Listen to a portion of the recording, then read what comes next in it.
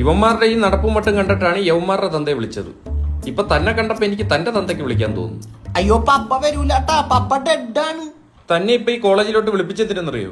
എന്റെ മക്കൾ ടോപ്പർ എന്ന് പറയാനാണ്. ടോപ്പർ അല്ല, പോപ്പർ അടക്ക രണ്ടും പൊട്ടിയത്. എന്റെ പൊന്നു പപ്പ, ഇവരിപ്പോ പഠിപ്പിക്കണമെന്നില്ല, ഭയങ്കര ഉളപ്പാണ്. ആ സാർ ഓട്ടോമാറ്റിക് പഠിപ്പിച്ചിട്ട് കീറിടാനാ, കൊള്ളാല്ല. പിന്നെ തന്റെ ഈ മൂത്ത മോൻ ആ ജിണ്ടാപ്പി എന്താണ്? ആ ഒരു കഴിവില്ലാത്തൊരു ഇറക്കൻ. അത് പറയല്ലേ സാറേ, ഡെയിലി 3 പാക്കറ്റ് തീർച്ചയൊക്കെ ഒറ്റയിരിപ്പിന് വലിച്ചോളിയും മച്ചാൻ.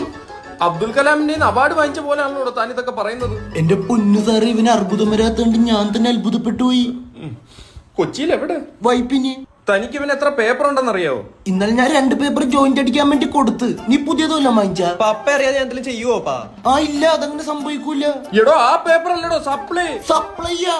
എന്റെ പൊന്നു സാറേ, ഇവനോട് ഞാൻ പറഞ്ഞാണ് ഇവിടെ ഞാൻ സപ്ലൈ ചെയ്തോളാന്ന്. ഞാൻ അറിയാണ്ട് ഇവിടെ നീ സപ്ലൈ ചെയ്താ എത്ര കിലോ വേണ്ടി വരും സാറിന്? മച്ചാനെ, ഞാൻ ഇവരുടെ കഞ്ചാവ് എവിടുന്ന് ഉത്ഭവിക്കുന്നതെന്ന് അറിയാനായിട്ട് വിളിച്ചു വരുത്തിയത് ഇപ്പൊ മനസ്സിലായി. എന്നാ മച്ചാനെ നമുക്ക് മഷ്റൂം എടുക്കാം, അത് ലീഗലാണ്.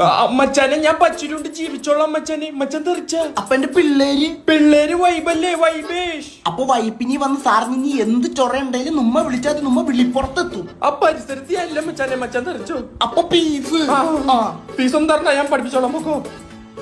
ഇതിലും ഭേദം ഒരു കഞ്ചാവ് ഒറ്റയിരിപ്പിന് വലിക്കുന്നതായിരുന്നു.